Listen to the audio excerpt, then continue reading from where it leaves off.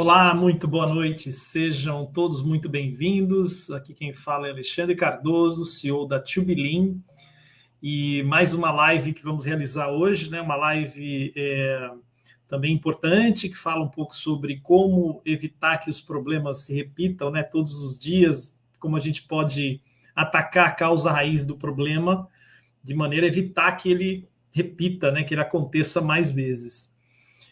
Para quem não me conhece, sou o CEO da Tubilim e vou trazer para vocês aqui um pouco de conceito, né? Semana passada a gente teve a visita do nosso amigo Tiago, foi muito bacana, né? Espero que vocês tenham acompanhado. Quem não acompanhou pode acessar no YouTube. E a ideia hoje é falar um pouco como evitar que os problemas se repitam. É claro que esse processo é um processo que leva bastante coisa assim em consideração, né? Que a gente vai ter que trabalhar nesse módulo, nessa apresentação. Mas antes de começar, eu queria trazer para vocês um pouco sobre o conceito, né, do movimento Logística Mais Eficiente, que nós lançamos em janeiro. E esse movimento tem o objetivo de melhorar a logística no Brasil, né? Essa é uma missão que eu me coloquei como parte desse processo aí, poder ajudar as pessoas a serem mais produtivas. Tudo isso por quê? Porque o Brasil, no cenário global, de acordo com o Banco Mundial, em termos de produtividade e desempenho da logística, nós estamos abaixo do número 50, na verdade, abaixo do número 60, né? Então, realmente, a logística no país não é das melhores, né? Então, a ideia é que a gente sabe que parte da responsabilidade é da infraestrutura do país, que não ajuda muito, né? Então, isso realmente acaba prejudicando, né, toda a logística, mas tem algumas coisas que não dependem da infraestrutura, né?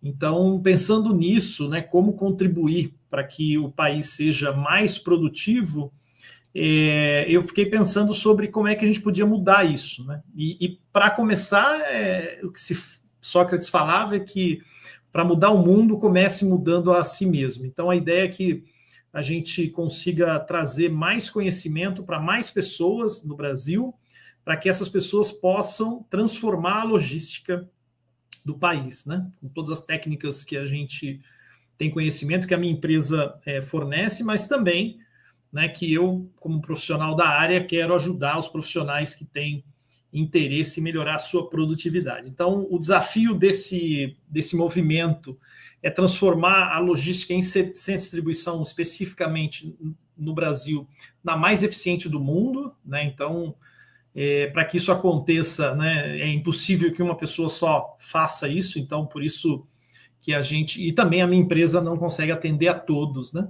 Então, a ideia é que a gente, além da minha empresa, que é uma empresa que fornece serviços de consultoria e treinamento nessa área, mas a gente também possa trazer conhecimento de maneira gratuita também para as pessoas, né, que estejam interessadas, que são profissionais que querem melhorar a sua capacitação, querem trazer resultado para a sua empresa, para onde ela trabalha. Então, a ideia é que esse movimento traga isso, né? Então, esse movimento foi criado com esse propósito de transformar a logística em CDs no Brasil na mais eficiente do mundo, né? Poxa, Alexandre, mas como a gente vai fazer isso, né? Bom, a ideia é que a gente consiga capacitar líderes de logística em melhoria contínua. De que maneira?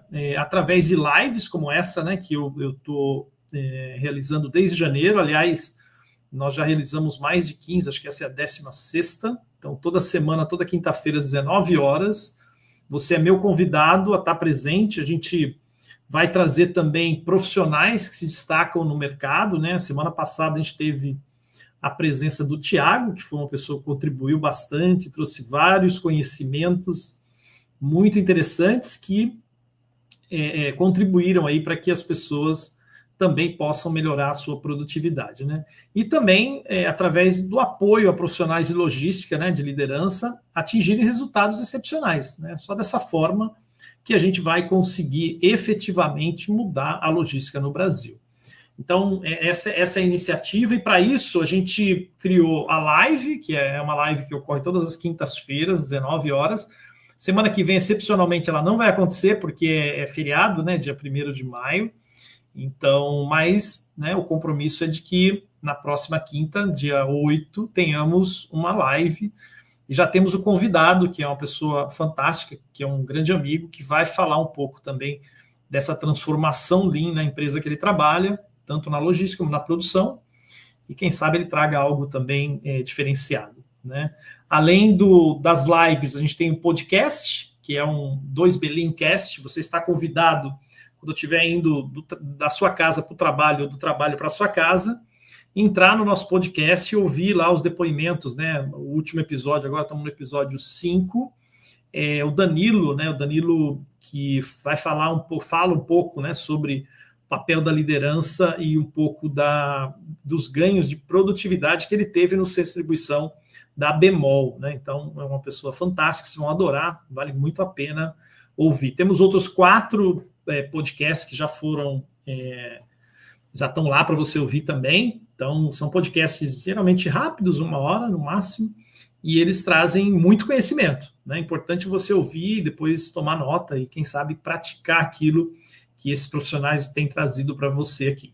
Temos artigos no nosso site, então o nosso site é uma referência para que você possa buscar conhecimento. Lá nós temos alguns cases, temos vários tipos de artigos que podem e devem ser baixados por você para que você possa efetivamente ter acesso, né, ao que a gente chama ao conhecimento, né? Essa ideia básica para você.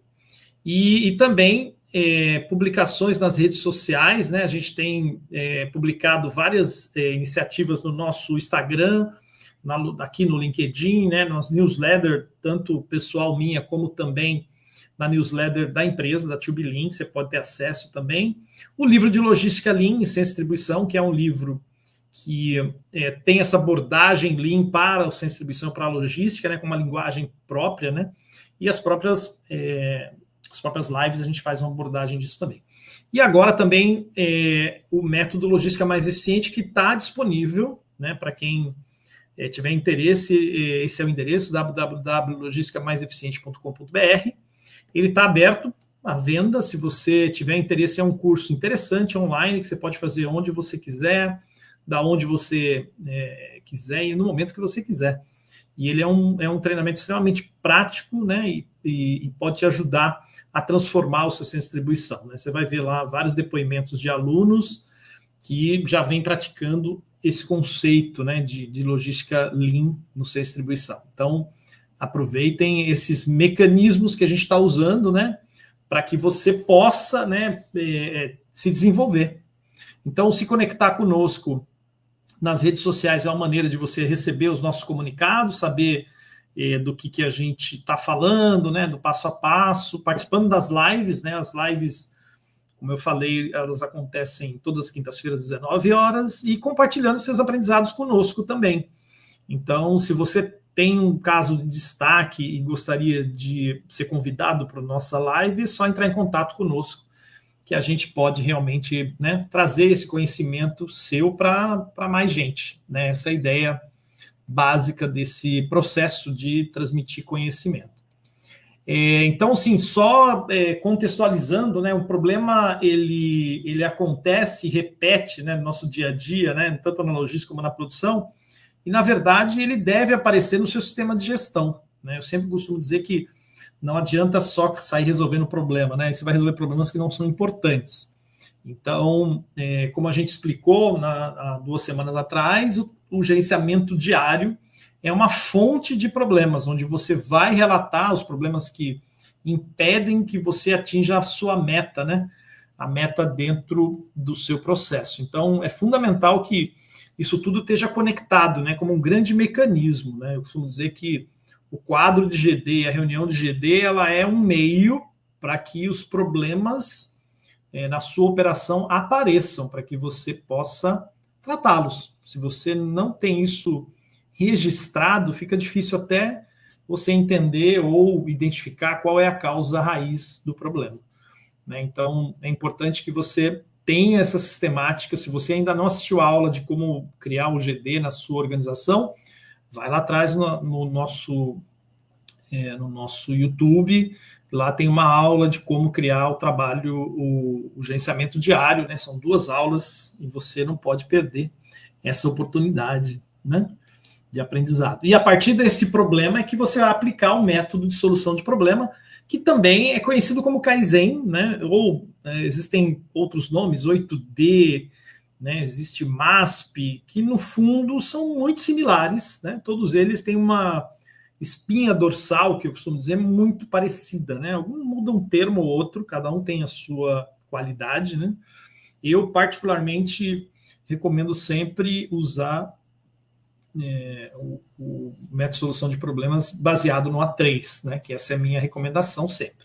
Mas se você não conhece o A3, não tem problema, a gente vai explorar um pouco isso aqui também, e a ideia é que você consiga realmente ter acesso a esse conhecimento, né?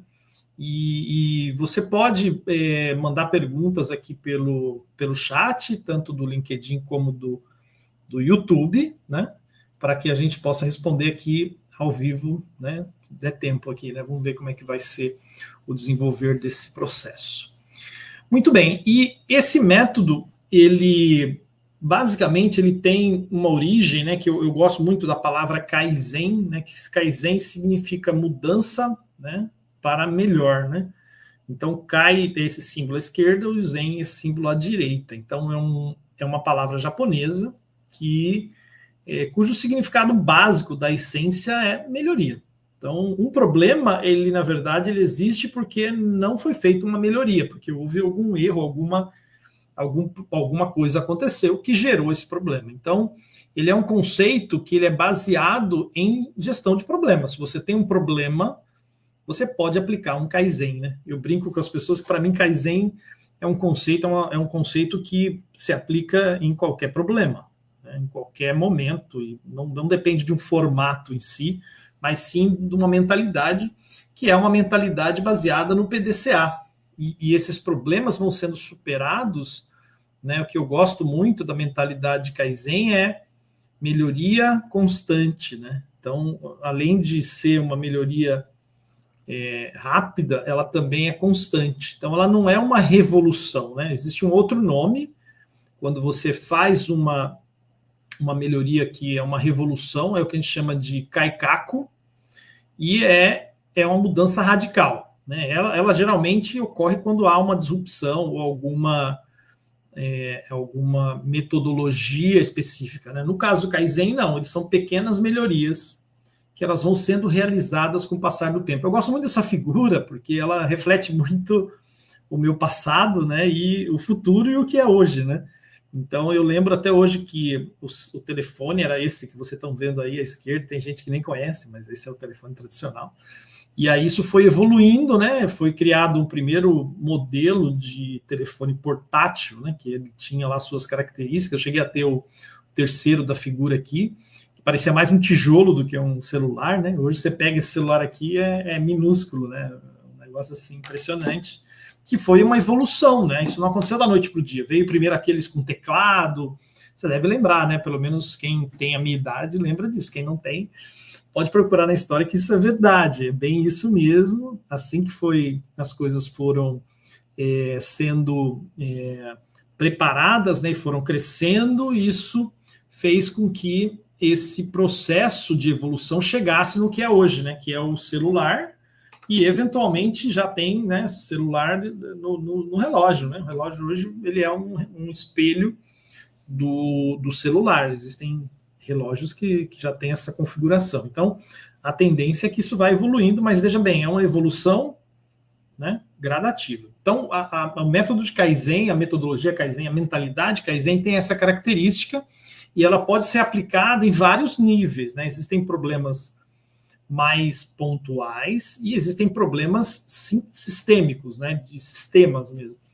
Então, isso é algo que deve ser identificado. Então, às vezes tem um problema pequeno, por exemplo, eu posso pegar aqui meu celular, ele deu um problema e eu consigo resolver, ou posso ter um problema na produção, ou posso ter um problema todo numa cadeia de supply chain, né, que a gente chama de multi-empresas. A gente já fez projetos onde a gente pegou desde o fabricante da matéria-prima, passando pela fábrica e depois avançando no distribuidor e finalmente para o mercado. Então, isso é o que a gente chama multi-empresas, né? Então, aí você está envolvendo mais que uma empresa na análise, né, desse problema.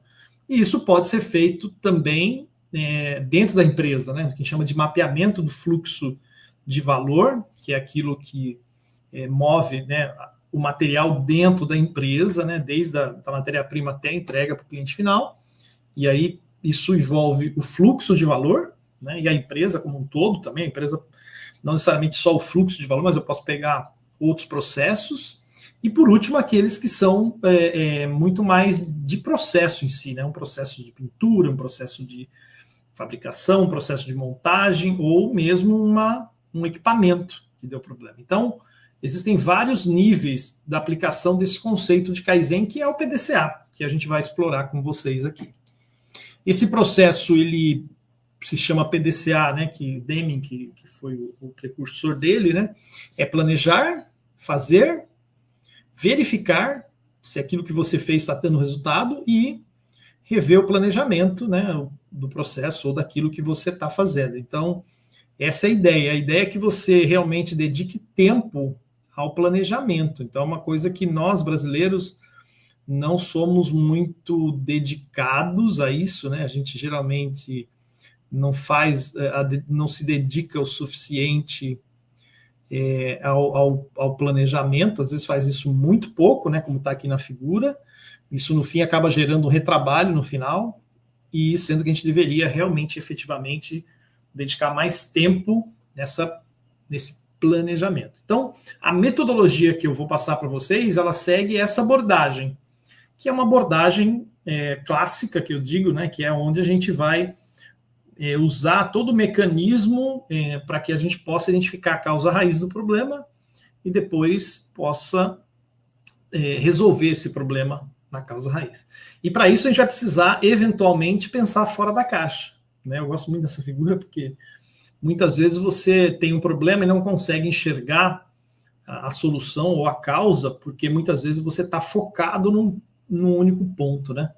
Outro dia eu estava numa empresa e um dos gestores falou, pô, nós ficamos quase um mês batendo cabeça para resolver um problema, não conseguimos, até a hora que o grupo parou, fez uma boa análise de causa raiz, e aí sim foi lá e resolveu o problema. Porque muitas vezes a gente usa a experiência das pessoas de maneira solta, né? E isso não necessariamente reflete aquele problema que está acontecendo. Então, é importante ter um processo de investigação, um processo profundo de análise para você chegar efetivamente na causa raiz. Né? Pode ser que às vezes você não chegue também. Né?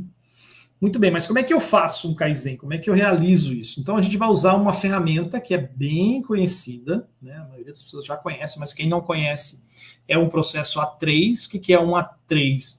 Um A3 nada mais é do que o tamanho da folha, né? O tamanho da folha A3, que ela é 2 folhas A4. Então, ela recebeu esse nome, a folha A3, porque é uma folha A3. Nada criativo, né? Então, o Kaizen pressupõe que você seguiu, né, esse processo. O importante nesse entendimento é que o A3 ele não é uma ferramenta para registrar uma mudança, ele é uma ferramenta para se chegar à mudança. Então, tem que tomar cuidado que muitos profissionais usam para registrar. Não é essa a intenção.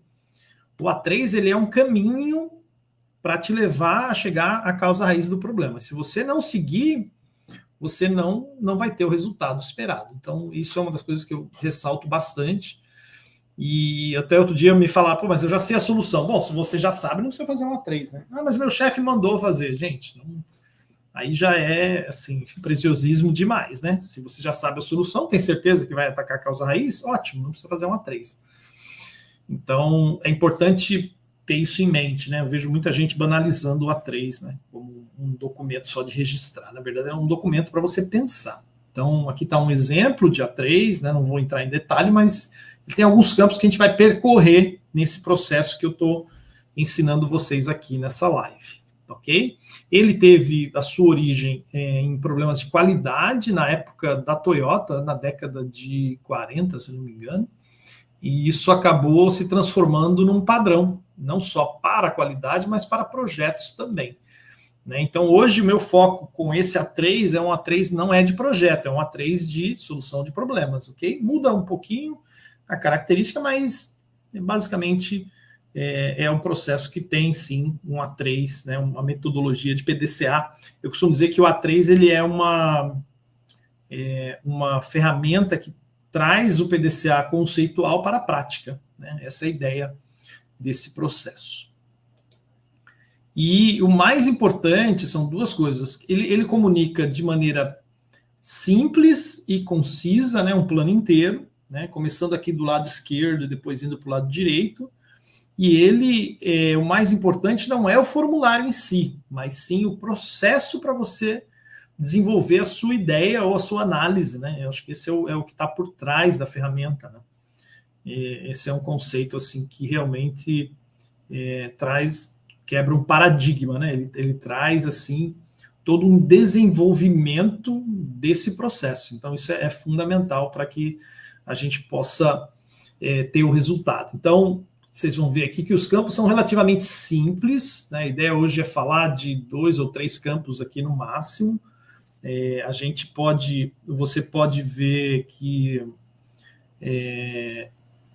ver que ele tem os campos de definição do problema, situação atual, meta e objetivo, análise, né, que a gente vai tratar também, contramedida, plano de ação e acompanhamento. Então, a gente vai passar em cada um desses campos para você entender como você pode tratar o problema de maneira a atingir a causa raiz desse problema, para que ele não volte a se repetir. Essa é a essência do conceito, né? Então, assim, até brinco, pessoal, né? O pessoal fala, mas eu tenho que fazer um A3 para todos os problemas? Não.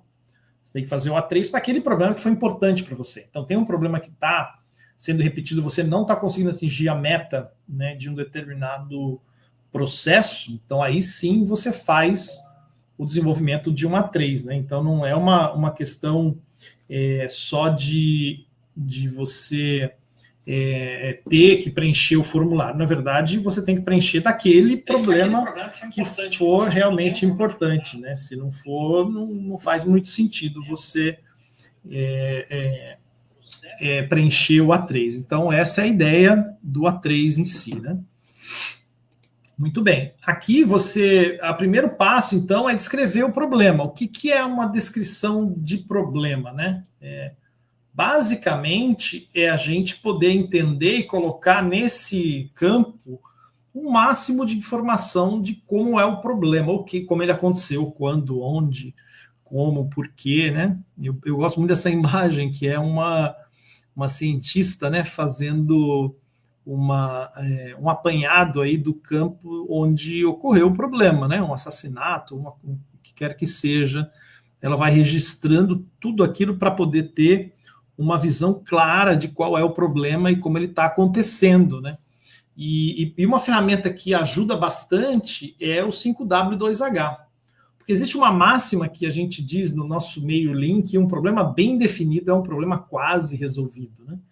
Então é fundamental que você consiga seguir esse 5W2H de tal forma que ele traga para você realmente um entendimento claro de como aconteceu o problema, quem estava envolvido, né?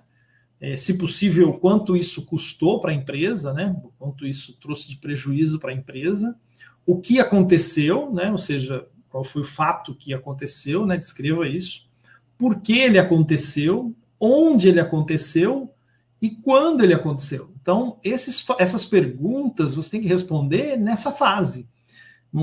Aqui nós não estamos falando de análise, nós estamos falando de constatação. Então, eu gosto muito dessa ferramenta, porque ela te ajuda e te traz clareza do problema. Então, aí você tem que preencher cada um desses campos aqui para definir o problema. Eu trouxe um exemplo aqui, que é um problema de baixa produtividade na montagem do assento. Então, clarificação do problema. O que é o problema? Não atingimento da meta de produção, né? E a produtividade realmente ela está baixa para atender a demanda do cliente. Como isso acontece? A medição, a gente mede a produtividade realizada hora a hora, né, na ponta da linha, e comparando o volume previsto com o realizado, identificando as causas do que não foi atingido. Onde isso acontece? Na empresa Taishi do Brasil, quando? No período de janeiro a agosto de 2015, porque o problema é importante. O não atingimento da meta, isso aqui é um esclarecimento, né? pode acabar gerando um custo adicional, né, com hora extra, e gerar esse custo que você está vendo aí. Então, gente, esse é uma boa definição do problema. Você sabe o que aconteceu, como aconteceu, onde aconteceu, quando aconteceu, né, e a importância desse problema dentro do processo. Então, esse é o primeiro campo, né? O segundo campo, que é o campo da situação atual, ou seja, quais são os fatos que comprovam aquela situação atual. Eu gosto muito de usar, que aqui não vai dar para animar, né? Mas o que você está vendo nessa foto aqui, né? Isso é muito legal. Sempre que eu mostro, sempre tem alguém que se confunde e fala que é um ovo com batata frita, né? Pessoal, isso não é um ovo com batata frita. Isso aqui é um pêssego com creme de leite e maçã cortada, olha só. Então, cuidado, gente. Às vezes, a situação atual, o que você está vendo, te engana. Você pensa que é uma coisa e é outra. É isso que eu quis dizer com a imagem, né? E é importante que aqui você também coloque dados adicionais, né? Assim como no primeiro você escreveu qual era o problema, nesse segundo campo você vai trazer mais dados que comprovem esse problema, né? Que ele realmente aconteceu, que ele tem aí um fato, né? Um fato, né? O Taishiano fala assim, ele dá mais importância ao fato, né, do que os dados, né? Os dados são importantes, mas não é só os dados, os fatos são mais importantes ainda. E uma dica que a gente dá nesse campo, que é super importante para mim, e eu tenho usado isso com frequência, é quebrar o problema, né? Às vezes o problema ele é um problema que tem uma complexidade muito grande, você vai quebrando ele, né, aos poucos, né? Então isso é fundamental. De que maneira? Vamos supor que você pega um problema lá de um item danificado ou uma rejeição na sua produção. Então, tá bom, mas foi em que turno? Foi no turno A ou turno B. Tá, dentro do turno foi na montagem, foi na pintura. Então aí você vai quebrando para chegar no ponto onde esse problema se evidencia, né, que ele realmente aconteceu. Então é importante você sair de um problema vago, complexo, e trazer para um problema mais pontual e bem específico, né, que a gente consiga efetivamente enxergar onde é o problema específico. E muitas vezes você sai atacando a causa complexa e não chega a conclusão nenhuma. Então é melhor você quebrar o problema em partes para efetivamente você conseguir atacar a causa raiz desse problema específico, né? E não levar só aquele problema maior, assim, que você não vai conseguir resolver, ok? E também utilizar gráficos, né? Sempre que possível, gráficos que possam, gráficos de Pareto. Eu vou fazer uma abordagem sobre o Pareto também na próxima aula, mas que vai te trazer também essa visão crítica aí do que quais são os dados que você tem, né? Para efetivamente você poder identificar. E vá ao Gemba, né? Buscar informação, né? É importante que você não fique só fechado nos seus dados friamente, né? É importante ir lá ver para garantir que o que aconteceu realmente é importante e teve efeito causado por aquele processo, né, que você está definindo. Aqui você pode ver nesse exemplo que se usou, né, um gráfico mostrando o valor aqui da produtividade, problemas de parada de linha e o Pareto, né, das principais fontes de parada da linha que prejudicaram a produtividade. Então, aqui é um belo de um material de campo do estado atual, para confirmar o problema que foi colocado, né, dentro desse processo como um todo. Beleza? Muito bem. E a última etapa que eu queria também deixar clara aqui é o objetivo, né? Qual é o objetivo? O que você espera para resolver esse problema? Qual é a sua meta, né? E aí é importante você dizer qual é o indicador que está realmente sendo afetado por esse processo, que geralmente surgiu no GD, né? E qual é o valor que você quer chegar, em quanto tempo, né? O pessoal às vezes me pergunta, mas eu nem sei ainda a causa do problema, nem fiz a ação. Eu falei, exatamente, por isso mesmo que você tem que se desafiar, né? Eu gosto muito desse campo, porque é um campo que você tem que colocar ele antes da análise para te desafiar, para que você se esforce para chegar nesse número. Claro que isso pode ser revisado depois que você tiver a sua ação, né, em cima do produto, né, do processo, e isso vai te trazer esse entendimento, né? E vai te fazer chegar realmente naquilo que você quer, né? Na eliminação daquele problema, para ele não aconteça mais, né? Então, esse é o campo do objetivo. E ele tem que ser específico, né? Ele sempre que possível, de forma visual, às vezes não dá, né? Mas usar o conceito de SMART ajuda bastante, né? Para quem não sabe, o SMART o S é específico, o M é medível ou mensurável, né? O A de atingível, ou que seja uma meta que dê para atingir, né? Ser realista, né? De R, e o T, que temporizável. Quer dizer isso? Tem que dizer um prazo, né? Então é importante que você tenha esse SMART como uma referência. Aqui no caso, por exemplo, ele quer reduzir as paradas para 5% até agosto e elevar a produtividade para aquilo que era desejado até dezembro. Então, aqui é onde você realmente vai colocar o grande desafio e objetivo, né, gente? Então, basicamente, a ideia é que você consiga, com isso, entender o problema, né, definir um objetivo, e a próxima aula será falando um pouquinho de análise, né? A gente vai falar de análise com bastante ênfase, porque uma das coisas que eu publiquei no meu Stories esses dias era sobre os 5 porquê, né? Como identificar uma causa raiz de maneira efetiva. Então, a gente vai fazer uma abordagem mais profunda na próxima aula, né? Como eu falei para vocês, vão ter uma aula agora, uma live dia 8, né? Semana que vem não vai ter por causa do feriado. E aí a gente volta a trazer mais conhecimento para vocês depois da próxima aula. Então, dia 8 vai ter a entrevista com um dos palestrantes que a gente tem contato, né? Que é o Bruno Youssef, já vou adiantar aqui, que ele é daqui de Fortaleza. Aliás, hoje eu estou em Fortaleza, né?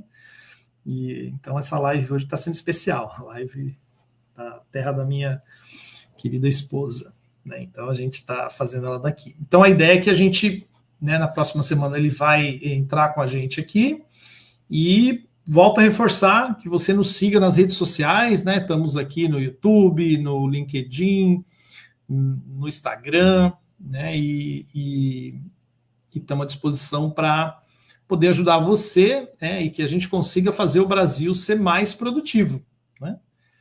Então, pessoal, é isso.